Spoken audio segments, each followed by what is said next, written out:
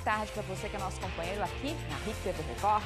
Desde já agradeço a sua companhia e te convido a fazer o programa com a nossa equipe. Mande sua mensagem para a gente. Conta de onde você é, de onde nos assiste.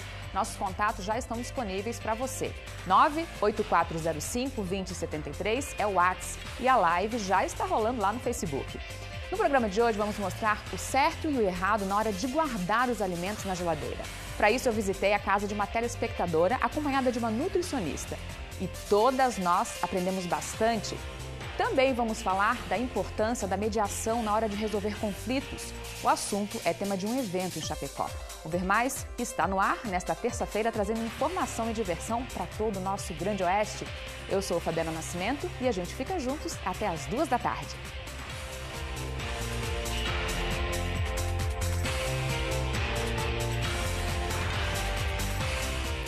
Começamos com a nossa missão de fazer um mundo melhor, com pequenos gestos diários. O desafio de hoje é dizer "eu te amo" para alguém que você realmente ama e não costuma declarar. "Eu te amo" é quase uma oração. É uma expressão que tem um poder inimaginável. Se você já diz isso tranquilamente para todos, obviamente você já está fazendo muito bem a sua parte. Então, para que seja realmente um desafio, que tal falar para um desconhecido quanto ele é importante para o mundo? Afinal, todas as pessoas merecem carinho e respeito, não é mesmo? Essa atitude pode mudar não só o dia, como a situação dessa pessoa no momento. Pense bem. E lembrando que hoje é o dia do abraço e eu e a equipe do Ver Mais mandamos um abraço bem caloroso para todo mundo que nos acompanha. Agora eu quero falar com as donas e os donos de casa. Ou melhor, com todo mundo que se preocupa com a saúde. Será que você está arrumando direitinho os alimentos na geladeira? Por exemplo, quando você compra ovos, costuma lavar antes de guardar? E os potinhos plásticos? São seguros? Eu fui atrás das respostas. Acompanhe.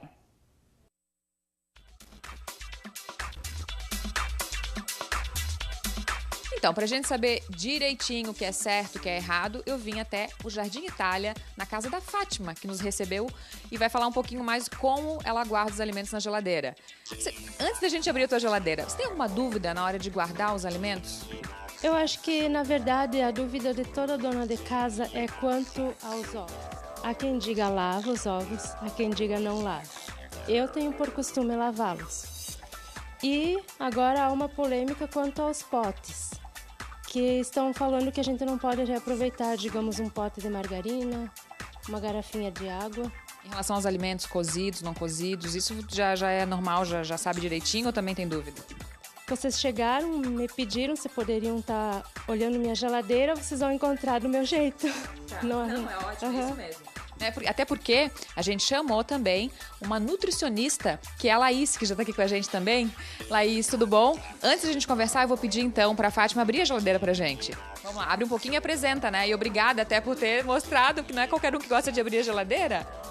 Acredito que nada de diferente do que as pessoas costumam se alimentar. A maneira que eu guardo é essa. E aí vocês vão poder olhar e a Laís vai me dizer o que está certo e o que está errado. É isso aí. Então vamos lá, eu e a Laís agora. Pelo que tu estás observando aí, vamos por partes, né? O que está certo, o que está errado, já que a Fátima nos autorizou a dizer o que está certo e o que está errado, né? A gente vai ficar bem à vontade para ir mostrando. Bom, olhando aqui um pouquinho então a geladeira da Fátima, o que a gente pode avaliar que nós poderíamos melhorar na geladeira dela? Quando a gente abre a porta, o que a gente percebe? Nós temos alguns alimentos que são perecíveis, por exemplo, o leite e o iogurte. Então esses alimentos são interessantes que eles fiquem nas primeiras prateleiras da geladeira, em função de ser perecível. Lá. Ah, lá dentro. Lá não dentro, na porta. não na porta. Por que não na porta? Porque com o abre e fecha da porta, eu modifico muito a temperatura desses alimentos. Então é interessante que nós colocamos ele aqui, ó. Então, leite sempre não tem erro, na primeira prateleira lá da geladeira. Leites e derivados, iogurte também, tudo que Deixa eu abrir aqui que eu tô vendo alguma coisa, vou pedir licença de novo. Ali ela tem um pouco também de laticínios, isso tá certo? Isso, tá ok. É sempre nas primeiras prateleiras. A gente pode colocar tudo que for leite e derivado do leite. Vamos continuar aqui na porta ou o que tu observas mais? O que nós temos aqui? Temos garrafa de água, é ok, a gente pode deixar na prateleira. Os temperos também. O que é interessante? Por exemplo, aqui, ó, nós temos um pacotinho com azeitona, certo? O que seria correto? Retirar a azeitona da embalagem e colocar, posso estar colocando em potes plásticos ou no vidro. A questão do pote plástico, eu preciso olhar se ele é livre de bisfenol, que é uma substância que é prejudicial para a saúde. Lá na embalagem, quando a gente compra o pote, temos essa informação. Então, eu posso estar retirando o conteúdo e colocando dentro. Tá? Isso é importante também porque tem outra dúvida, uma grande dúvida, que é em relação aos enlatados também. É mais ou menos por aí? Também, os enlatados, a procedência é a mesma. Retiro da lata se eu não utilizei todo na minha preparação, coloco num pote plástico ou de vidro e aí sim coloco na geladeira. Isso qualquer coisa, né? Milho verde, as coisas todas, extrato de tomate. Também, qualquer produto que vier enlatado, né? Ou nessas embalagens mais práticas, fazer a retirada e colocar então num pote plástico ou de vidro na geladeira. O que nós podemos perceber que a Fátima tem frutas, ela já tem frutas prontas, então sempre dentro de um pote com tampa, é muito interessante. Ali ela tem um abacaxi? Um abacaxi ali, tá ok, no potinho. Todas as sobras, né, de alimento, que provavelmente foi do almoço, ela também acondicionou no pote plástico ou de vidro com tampa. Só é necessário a gente verificar a questão do pote, se é livre de bisfenol, mas não tem problema nenhum. Ou de vidro ou plástico não tem problema, posso estar utilizando na minha casa. Aqui embaixo, ó, a gente percebe que nós temos nata, né? Esses produtos é interessante que subam um pouquinho para ficarem melhores refrigerados, né? Quando a gente vai descendo, a gente verifica que tem os ovos, os tão polêmicos ovos, certo? Como eu faço o acondicionamento, como eu guardo esse tipo de alimento na minha casa. Então, quando eu chego no mercado, geralmente eles vêm em recipientes de papel, aquele papelão, né? O correto é eu retirar dessa embalagem e colocar, posso colocar num pote ou nesse espaço que já vem na geladeira, mas o interessante é que não fique na porta, em função da mudança de temperatura. Tá, e sobre lavar ou não lavar, né, que era a dúvida da Fátima. Não lavar, a gente não deve lavar os ovos para guardar na geladeira. Um ovo um pouquinho sujo ou que eu verificar que tem algumas sujidades, eu posso estar retirando com papel toalha e fazendo o acondicionamento correto. Lavar somente na hora que eu for utilizar. Como que lava na hora de usar? Posso lavar com água e também posso deixar na solução de hipoclorito, não tem problema. Esse produto, como é a diluição dele? Ele é para 1 litro de água, eu utilizo 1 colher de sopa do produto, eu posso deixar frutas, legumes, verduras por 10 a 15 minutos. Depois desse tempo eu preciso enxaguar, né, muito bem para tirar o produto e então está pronto para o consumo. Beleza, agora vamos acabar aqui, vamos para a parte de baixo de uma vez da geladeira, só para a gente encerrar aqui sobre o certo e errado na geladeira da Fátima. A parte de baixo é a parte que a gente chama de gavetão, ou gaveta da geladeira. Ela é feita para acondicionar esses alimentos que a Fátima tem. Ela tem eles corretos, tem batatinha, tem alface, tem frutas. Eu posso estar colocando eles nessa parte, porém a gente percebe que eles estão bem fechados dentro de sacolinha, principalmente o alface. O interessante seria eu fazer o quê? Deixar essa sacolinha mais aberta, porque quando eu deixo ela fechada dessa forma, eu vou deixar tudo muito úmido, né? Então, esses daqui são folhas de couve, né? O que a Fátima poderia ter feito? Ela poderia ter tirado, ter colocado numa travessa plástica, né? E ter passado o papel filme em cima, que aí ela não fica com tanto ar dentro do pacote. Mais alguma observação no geral para as donas de casa, né? Para os donos e donas de casa que fazem todo esse serviço de guardar as coisas na geladeira, que não esteja aqui na Fátima, mas que seja legal que a gente faça essa observação? Eu acho que é importante porque a gente vai consumir esses alimentos, né? Então, é importante que eles estejam acondicionados de forma correta, que eles estejam com uma qualidade correta, porque não é só a qualidade que eu adquiro o alimento, e sim a qualidade que eu mantenho na minha casa. Então, acondicionar de forma correta e deixar dispostos na geladeira de forma correta também vai fazer com que esses alimentos fiquem mais seguros para o consumo. Vem cá agora de novo com a gente, fica aqui no meio, por favor. Quero te agradecer e quero perguntar se você tirou suas dúvidas, né? Principalmente em relação aos ovos. Quanto aos ovos, sim. Só ainda fiquei na dúvida quanto aos potes. Eu posso realmente reutilizar os potes? O que é interessante? Eu preciso verificar a qualidade desse pote, né? Quando a gente pensa em reutilização, a gente precisa pensar na conscientização ambiental também, né? Então a gente não vai ficar jogando fora pote se daqui a pouco a gente pode utilizar. Meninas, muito obrigada pela participação. Fátima, mais alguma coisa aí para perguntar? Tá tudo certo? Aproveita que ela está aqui. É isso mesmo. Só tenho a agradecer a você. A coincidência de ter batido na minha casa. Fico muito feliz por ter essa oportunidade. Agradeço de novo. Muito obrigada. Também a gente fica com as portas abertas do Ver Mais para vocês, dentro do trabalho do SESI, que é muito importante também. Obrigada, muito obrigada pelo convite e nós estamos à disposição. A Fátima, que nos recebeu muito bem. E você também, aí em casa, se quiser participar ou tem alguma coisa para nos perguntar, mande sua mensagem aí pra gente. Logo depois do intervalo tem a hashtag Estamos no Ver Mais e nós vamos falar também como as negociações judiciais contribuem para aliviar processos parados em fóruns. Fica com a gente.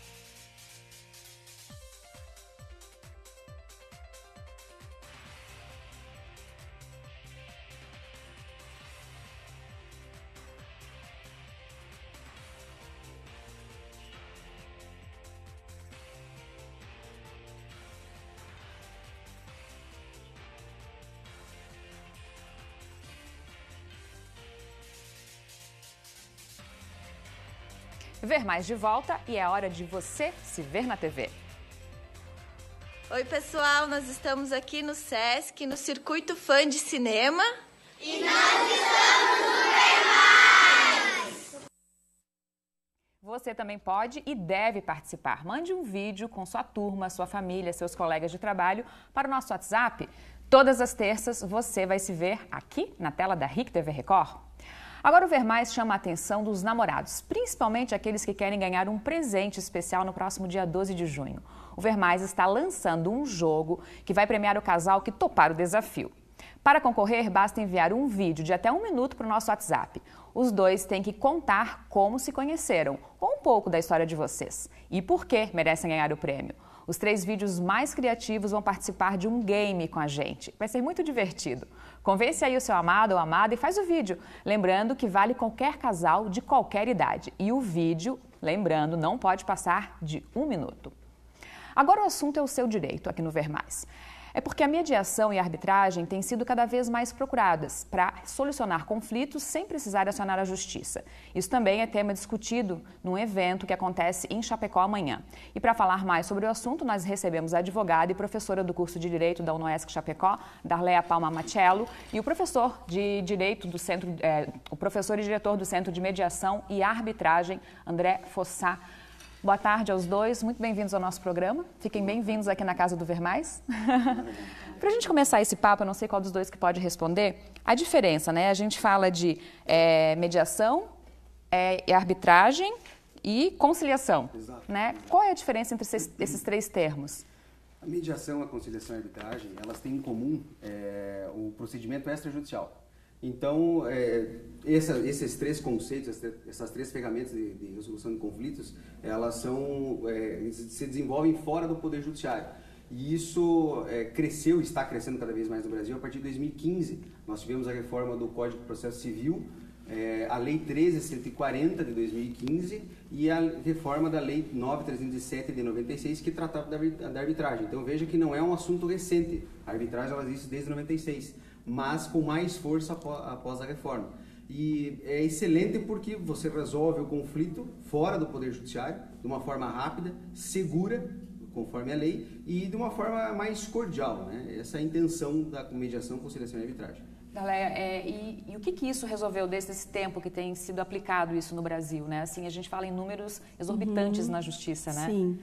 Nós temos percebido uma vantagem muito grande com relação ao tempo na demora da resolução desses litígios que se tem no dia a dia, né?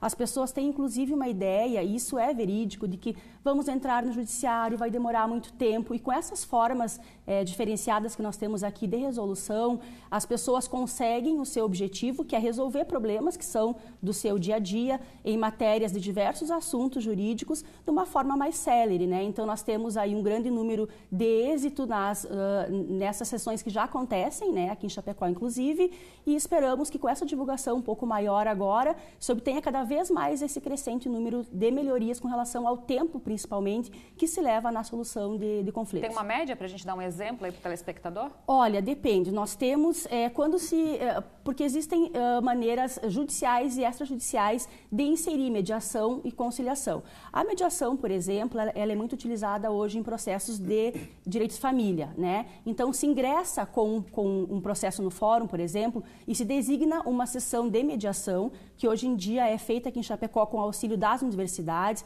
e que é composta por equipe multidisciplinar. Então, tem ali alguém do direito, da psicologia, do serviço social, e essa sessão ela é designada para um tempo de mais ou menos um mês, até menos às vezes, né? E se não obtido resultado satisfatório nessa sessão, aí segue o processo normal. E nós iremos implantar agora, o que é essa novidade que nós trazemos, essa forma extrajudicial, e nós esperamos que seja num tempo mais célere ainda. Pois é, então de alguns anos para um mês? Exato. É muita coisa, né? Exato. A arbitragem, a Lei 9.307, prevê um prazo, uma estimativa de 6 meses, né? Então, você veja, vamos usar um caso prático até para o telespectador entender. Nós temos um conflito, por exemplo, isso falando de arbitragem, nós temos um conflito envolvendo uma obra de engenharia, por exemplo. E pode ser qualquer questão técnica, enfim. A arbitragem... Por exemplo, eu mandei, né, comprei um apartamento, ele tem algum problema na... Exato. E tem algum problema de estrutural, tá. Enfim, envolvendo engenharia civil. A arbitragem, ela entende que ninguém melhor, por exemplo, do que alguém técnico para resolver aquele conflito. Então, nesse modelo da arbitragem que a lei trouxe e o Centro de Mediação e Arbitragem vai trabalhar, por exemplo, você escolhe um árbitro da tua confiança, eu escolho um outro árbitro da minha confiança, pode ser um engenheiro, por exemplo, civil, e esses dois árbitros vão escolher um terceiro, que aí vai ser o presidente, vai ser quem vai conduzir o procedimento. E a lei traça esse período de 6 meses, e aí esse tribunal arbitral, e a lei diz, olha só que importante isso, a lei diz que o árbitro é um juiz de fato de direito, vai conduzir o procedimento, e ao final vai proferir uma sentença arbitral que vale tanto quanto o Poder Judiciário. Né? Então, até mesmo pela condução do procedimento, como ela é ampla, o tribunal arbitral pode fazer inspeção no local, por exemplo, se for um técnico pode dispensar uma perícia. Né? Então, isso é o moderno. Né? Tá, você me falou que um engenheiro pode ser um árbitro, né? Exato. Quem que pode ser um árbitro nesse caso? Tem que ter um curso superior ou é alguém que conhece tecnicamente do assunto? A lei, ela traça que, obviamente, tem que ser uma pessoa capaz e de confiança das partes. Mas as instituições, e aí o Centro de Mediação e Arbitragem traz isso, tem um código de ética para isso. Então, para ser árbitro daquela instituição, precisa preencher um formulário e passar por um requisito, né, uma avaliação. Né? E ninguém melhor, e essa é a intenção do legislador, ninguém melhor do que a própria parte para escolher quem vai fazer o julgamento. E a imparcialidade disso, e existe um rito próprio, por exemplo, de impugnação de árbitro, por exemplo, a transparência disso é acreditada justamente nessa formação desse tribunal arbitral. né? Então, porque cada parte escolhe um árbitro e haverá um terceiro para isso, né? E aí Mas não é necessário curso, formação? Formação acadêmica, sim. É necessário formação acadêmica até mesmo para poder desenvolver o procedimento de uma forma jurídica e legal. Mas o né? curso nessa área não, especificamente? Não, nessa área não. Não há, e isso é importante que se frise, não há no Brasil um órgão oficial credenciador de árbitro, por exemplo, e nem de mediador. Né? Não existe esse credenciamento, não há um órgão oficial. A gente falou do árbitro e o mediador era mais ou menos dessa mesma forma? Ou o que pode ser? Também pode ser um engenheiro, no caso? A lei traça, a lei da mediação, a lei 340, diz que o mediador ele tem que ser capacitado para fazer mediação. Então, essa capacitação envolve, sim, um curso superior. Aí já existe? Já existe, sim. A mediação, sim, mas também não há um órgão oficial. E isso que nós estamos falando é mediação extrajudicial. Porque a mediação judicial, sim. Você veja que a diferença, extrajudicial fora do judiciário. E a mediação judicial, sim. É aquela que você entra com processo, por exemplo, e aí o novo Código de Processo Civil traz essa mediação para dentro do processo judicial. E aí, sim, o mediador judicial tem que ter a formação do Conselho Nacional de Justiça com uma grade completa. Né? E tem que ser cadastrado, enfim, a mediação extrajudicial não segue isso. O que vocês vão discutir nesse evento amanhã e quem que pode participar? Olha, o evento ele é destinado à população em geral, além das pessoas, claro, que têm formação jurídica, advogados, acadêmicos em direito. E a ideia é a seguinte, a UNOESC já há alguns anos faz um evento por ano, que é esse seminário de direito constitucional. E atrai, com esse viés constitucional, alguns temas que são importantes. Nesse ano foi escolhido o tema de mediação, arbitragem e conciliação, justamente para trazer essa ideia nova desses conceitos que podem ser vinculados ao que prevê a Constituição, que é a nossa norma maior, digamos assim, no Brasil. Amanhã nós teremos o evento, então, tanto pela manhã quanto à noite, com palestrantes, trazendo essas ideias sobre mediação, arbitragem, conciliação, explicando as diferenças, trazendo como tudo isso acontece hoje no Brasil, como isso pode ser desenvolvido aqui em Chapecó também. Nesse evento, nós temos à tarde submissão de artigos, apresentação de artigos que foram submetidos ao evento e que foram aprovados aí diretamente para a comunidade acadêmica, né? Mas também é evento aberto. E nós teremos às 5h30 da tarde a instalação em Chapecó da primeira Câmara de Arbitragem aqui da nossa região. Então, vai ser um dia destinado a essas discussões jurídicas, mas nós queremos até chamar a comunidade em geral para que compareça e conheça essas formas que são um pouco diferenciadas daquelas que nós já conhecemos, que é aquela sentença imposta pelo juiz, né? Então, eu vou pedir para vocês continuarem com a gente aqui, a gente vai para o intervalo, para a gente falar um pouquinho como é que isso pode atingir a população, né? Quem que pode participar, e eu conto aí com a participação de quem está em casa, mande um WhatsApp para a gente, se você tem dúvidas, aproveite que os professores aqui, especialistas no assunto, estão conosco. O Vermar já volta.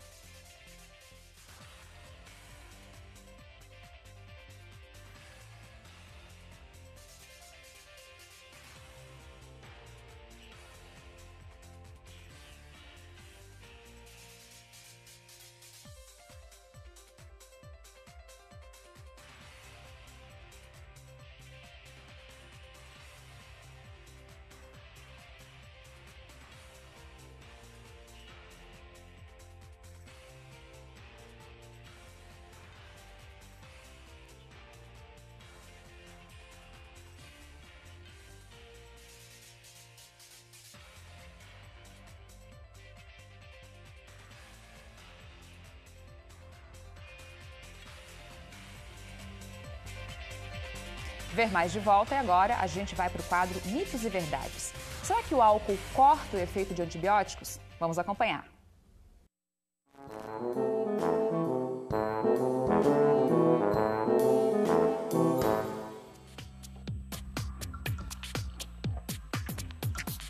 Semi-mito, semi-verdade. É que, na verdade, o álcool ele é interpretado pelo nosso organismo como um veneno, como uma substância que não deveria estar ali.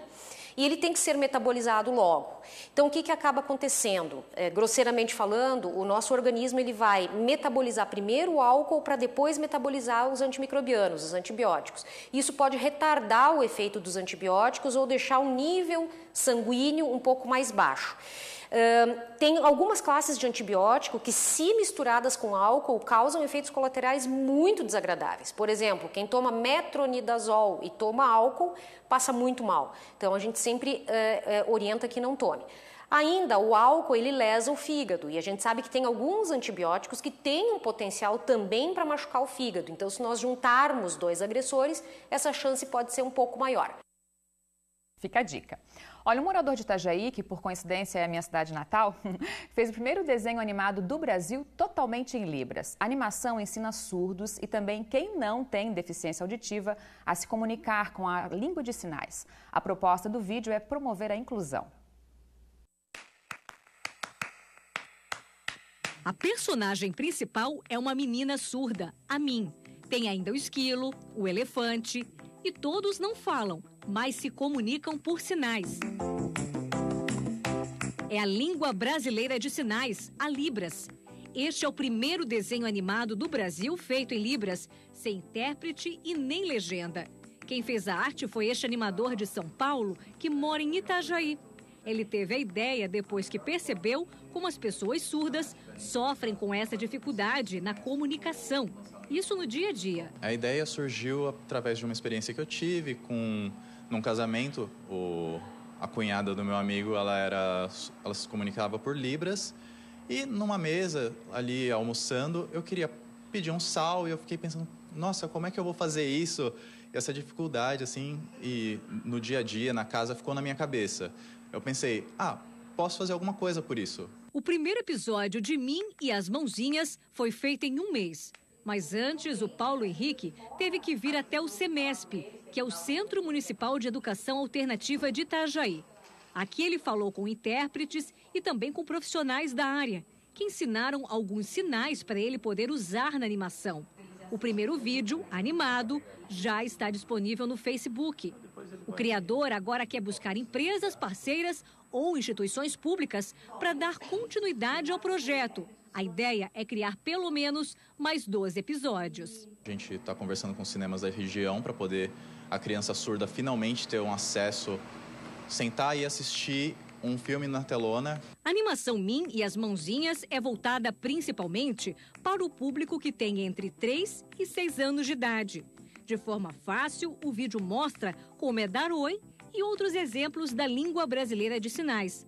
Hoje o CEMESP atende 6 pessoas surdas que estão sendo preparadas para se comunicar totalmente por Libras. Oi para você também. Esse é um sinal simples do dia a dia dos surdos, mas que a maioria das pessoas não conhece. Até mesmo dentro da família, tem parentes que não falam a língua de Libras. Por isso, iniciativas como essa do vídeo são tão importantes. O Gustavo, de 37 anos de idade, também é surdo e diz que ainda hoje, às vezes, tem problemas para se comunicar, porque a maioria das pessoas não sabem essa língua. Nós precisamos buscar adaptações, né? Precisamos tentar buscar alguma estratégia. Um ônibus numa loja, às vezes um posto de gasolina, é mais fácil a comunicação. 10% acredito que na cidade de Itajaí saia uma língua de sinais. Esta intérprete de Libras, que trabalha todos os dias com pessoas que têm deficiência auditiva, diz que a animação em Libras é um avanço, um primeiro passo para a inclusão. Uma ajuda enorme na acessibilidade. Nós ficamos muito felizes porque nós lutamos todos os dias pela acessibilidade à pessoa surda.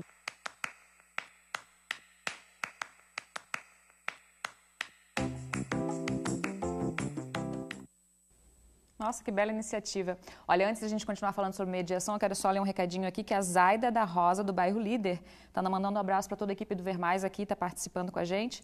E participe você também, se quer saber mais sobre mediação. A gente vai continuar o assunto aqui agora. André, quem que pode ser beneficiado, né, com a mediação? Principalmente aqui em Chapecó, com esse serviço de vocês. Como é que faz? Existe um perfil? A pessoa precisa ter uma renda determinada? Como é que funciona? Sim. A mediação extrajudicial, ela não tem um perfil de renda ou um perfil de direitos, a não ser direitos patrimoniais disponíveis, né?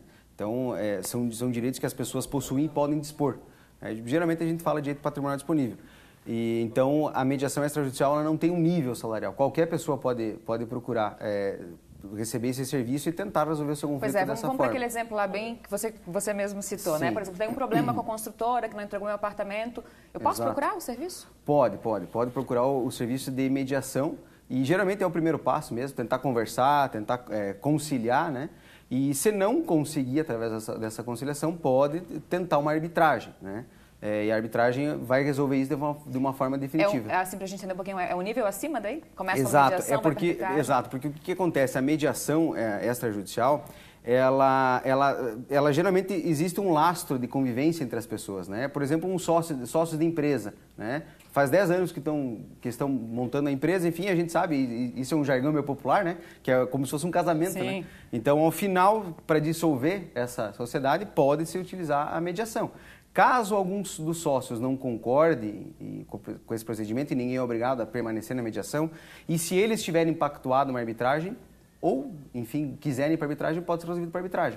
Aí a arbitragem é diferente. A arbitragem não existe uma tentativa de quem está conduzindo o especialista em tentar aproximar as partes. A arbitragem, ela caminha para uma decisão final ditada por terceiro, né? Então, essa é a principal diferença da mediação. A mediação, as partes resolvem entre elas o problema, conduzido também por um especialista, e a arbitragem vai ser dito o direito ao final, através de uma sentença arbitral. Quem mais pode... que outros exemplos a gente pode dar aqui? Que situações que as pessoas poderiam procurar, principalmente o serviço de vocês? Existe uma que é bem requerida bastante, que envolve o direito consumidor, né? Existem várias instituições no Brasil que têm promovido a conciliação online, né? Um procedimento online. E muitas empresas estão oferecendo, inclusive, isso como meio de tirar do judiciário, enfim, o conflito. Então, o que acontece? Vamos supor que um consumidor ele compre algum produto ou até mesmo alguma prestação de serviço e queira fazer alguma reclamação ou algo que não esteja conforme o contratado, pode buscar essa mediação online, inclusive, por um sistema online, uma plataforma online, e o Centro de Mediação e Arbitragem já está disponibilizando isso. Que site seria? De qual instituição? www.cemarbsc.com.br. Lá, inclusive, dúvidas e perguntas frequentes também, isso tudo pode ser solucionado lá. Então, lá existe essa plataforma online e a instituição de mediação, nesse caso o CEMARB, vai levar essa demanda para a empresa numa relação de consumo, para tentar buscar uma conciliação. Há muita vantagem nisso, tanto para a empresa quanto para o consumidor. Por quê? Porque o consumidor resolve aquilo de casa, por exemplo, do trabalho, de uma forma online. Para a empresa não há um dispêndio, tanto financeiro quanto de custo, do próprio patrimônio de nome mesmo da empresa, e se resolve isso num ambiente cordial e muitas vezes até mesmo sigiloso, né? Porque isso é um procedimento privado. E ao final, se for firmado um acordo, o próprio sistema, a própria instituição emite o título executivo extrajudicial, que tem segurança jurídica. Ok. Continue mais um pouquinho com a gente. Daqui a pouco, depois do intervalo, a gente segue falando sobre esse assunto. Contamos aí com a sua participação. Até já!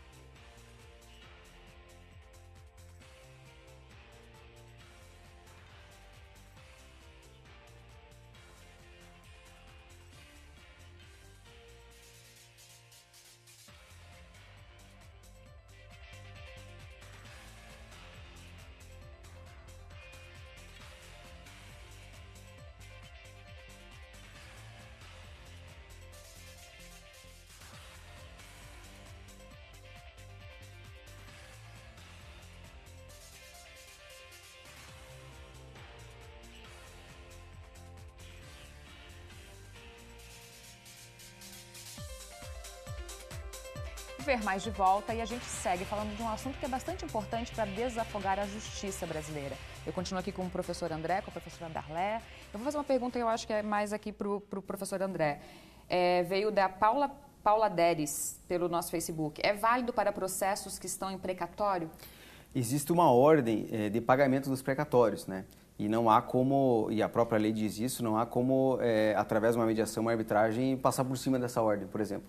Mas é possível, sim, a participação da administração pública na arbitragem e na mediação. Esse é um tema bastante novo no Brasil e é algo que eu creio que vai despontar bastante, porque a administração pública ela tem interesse fundamental na resolução de conflitos, né? E deve existir esse interesse, e a sociedade principalmente. Afinal, hoje a administração pública ela é o maior litigante hoje no Poder Judiciário como um todo, né? Então, e o próprio legislador trouxe isso em 2015 justamente para levar a administração pública para a mediação e arbitragem. Quem sabe daqui a pouco teremos algumas novidades aí a nível de Brasil com relação a isso, né? Esperamos que caminhe, né? Professora, um pouquinho sobre o evento de amanhã, né? Eu vi que um dos temas, eu gostaria que falasse sobre os outros temas, mas um é constelação familiar. Isso. É um método bastante novo e muito interessante, né? Isso, é um método desses que nós falamos, conciliação, mediação, arbitragem, é o método que mais aproxima as partes, né? Faz com que as partes, elas ultrapassem aquele diálogo, tentem se colocar no lugar do outro, para que assim se resolvam os conflitos. Inclusive, amanhã no evento, na parte da manhã, serão colocadas experiências que já foram realizadas nesse sentido pela equipe da UNOESC, que realiza as sessões de constelação, além das sessões de mediação, né? E serão colocadas essas possibilidades já com os resultados obtidos em eventos que nós realizamos. Quais são os outros temas?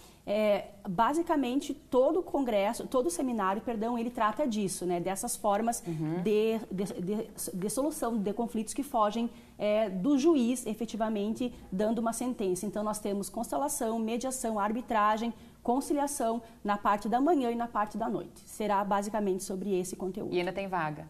Tem vaga ainda tem vaga. Nós já temos centenas de inscrições feitas, mas chamamos a todos que se interessem ainda, né, pelo evento. Podem ser feitas inscrições até amanhã, inclusive no local. E qualquer dúvida que se tenha, basta telefonar na UNOESC para pegar essas informações com mais detalhes, no 3319-2613. Lá terão todas as informações. Professora, e no site da UNOESC também é mais fácil, né, que as pessoas procuram hoje pela internet? Isso, no site unoesc.edu.br é possível também ter as informações sobre o evento em si, os horários e os palestrantes todos que estarão lá conosco falando sobre esse assunto. Professor, sobre quem pode procurar, né, a UNOESC para procurar esse serviço, né? A gente começou a falar um pouquinho. É específico para as pessoas da cidade? Como é que funciona isso? A UNOESC hoje atende já no núcleo de prática jurídica, a professora Darlé também atende junto lá, com os acadêmicos e com a sociedade em geral, né? Isso servem para aqueles processos que já existem, processos judiciais que já existem, né? O Centro de Mediação e Arbitragem, como ele vai trabalhar num viés fora do judiciário, extrajudicial, ele atende não somente a região, mas o estado de Santa Catarina. Até mesmo porque as partes, elas podem eleger o Centro de Mediação e Arbitragem como gestor do procedimento, né? Este o intuito da instituição, fazer a gestão e administração do procedimento, tanto de mediação quanto de arbitragem. Então, as partes que estiverem em qualquer lugar do estado de Santa Catarina, até mesmo de fora, podem realizar, porque a arbitragem ela é inclusive internacional, né? Então, é possível, sim, não somente de Chapecó, mas de outras regiões. Pois é, mas as pessoas que estão aqui nas nossas cidades, aqui do nosso grande oeste, e estão longe da universidade, né? Sim. Como, pela internet, ou consegue procurar um lugar físico na própria cidade? Quando o conflito surge, geralmente as partes, orientadas pelos advogados, vão buscar a solução do conflito. Elas podem procurar mediação e arbitragem em Chapecó, porque o Centro de Mediação e Arbitragem tem já uma estrutura física na rua Guaporé, em frente ao cartório, inclusive, e ali funciona a estrutura física. Para mediações e arbitragem presencial. Mas naquele outro exemplo que eu dei no bloco anterior sobre a relação de consumo, isso pode ser feito pela internet e aí pode ser em qualquer lugar do Brasil, inclusive. Pois é, a gente estava conversando que é um tema novo ainda, né? As pessoas ainda não sabem bem e tal, mas ele é é excelente e daqui a pouco vai ser um dos principais métodos para desafogar realmente a justiça, né? Olha, nós temos, até para dar um exemplo de credibilidade do Instituto de Arbitragem e Mediação, nós temos ministros aposentados do Supremo Tribunal Federal que hoje se dedicam à arbitragem, né? Nós temos um grande nome, que é a Ellen Grace, que foi ministro do STF e hoje se dedica somente à arbitragem, Eros Grau, enfim, outros juristas. E os próprios ministros do Superior Tribunal de Justiça, não só nas suas decisões, nas suas jurisprudências, mas participando de eventos seminários, têm prestigiado bastante a arbitragem e a mediação justamente por isso, porque é um meio alternativo e adequado de solução de conflito. Pois é, eu estava lendo aqui, pesquisando, né, para poder conversar com vocês, que no início alguns advogados temiam que isso podia tirar o emprego deles, Exato. né? E no fim, é mais uma fonte, né? É mais um meio de trabalho. Exato, foi ótimo, foi excelente você tocar nesse ponto, e isso é até eu estava conversando com o professor antes, para a gente esclarecer, a arbitragem e a mediação nas suas leis, elas facultam as partes da representação de advogado. Mas o Centro de Mediação e Arbitragem de Santa Catarina, com sede aqui em Chapecó, nos seus regulamentos estabelece que é obrigatório as partes ter presença de advogados, justamente para dar uma credibilidade, para dar transparência e para que as partes estejam bem representadas nesse procedimento, né? Então não existe parte sem advogado, né? Okay. Na arbitragem e na mediação. Gente, muito obrigada pelo esclarecimento, sucesso no evento amanhã. Muito obrigada. Contem sempre com a nossa casa aqui, sempre fiquem bem à vontade, bem-vindos. Muito obrigado mais uma vez pela atenção e pela disponibilidade. Obrigada. E o Ver Mais de hoje fica por aqui. A gente volta amanhã contando sempre com a sua participação. Beijo e até lá.